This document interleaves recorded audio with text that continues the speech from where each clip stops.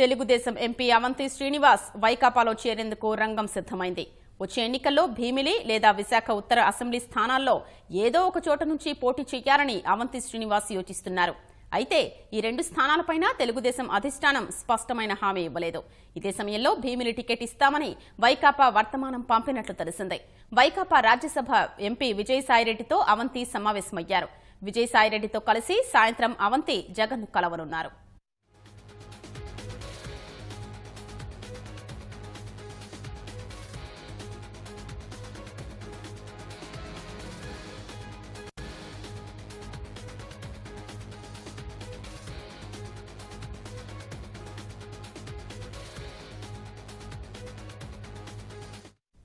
ఇక దీనిపై సంబంధించి మరింత సమాచారం మా ప్రతినిధి కృష్ణను అడిగి తెలుసుకుందాం.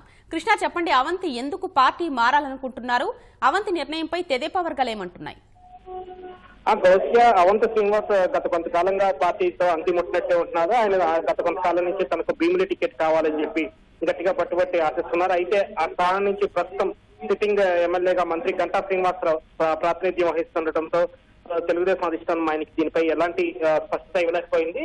అయితే ఏదైతే గత కొంతకాలం నుంచి ఆయన భీమిలి టికెట్ కావాలని చెప్పి పార్టీ అధిష్టానాన్ని అడుగుతూ రావటం, అలాగే తనను ఇన్ఛార్జ్ గా ప్రకటించాలనే ఒత్తిడి కూడా తీసుకురావడం జరిగింది. అయితే మంత్రి గంటా శ్రీనివాసరావు అదే స్థానం నుంచి ప్రాతినిధ్యం వహిస్తున్నందున ఎలాంటి నిర్ణయం పార్టీ అధిష్టానం తీసుకోలేదు.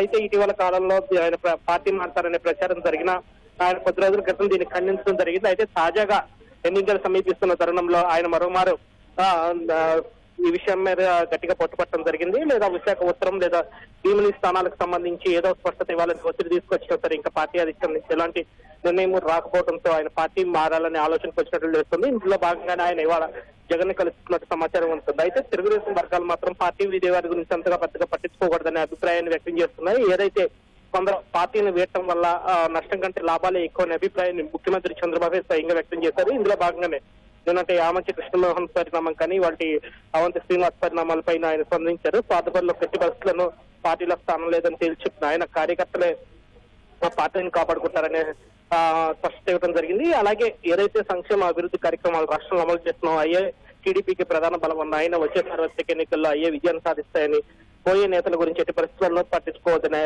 స్పష్టత ఆయన పార్టీ నేతలందరికీ ఇవ్వడం జరిగింది. ధన్యవాదాలు కృష్ణ.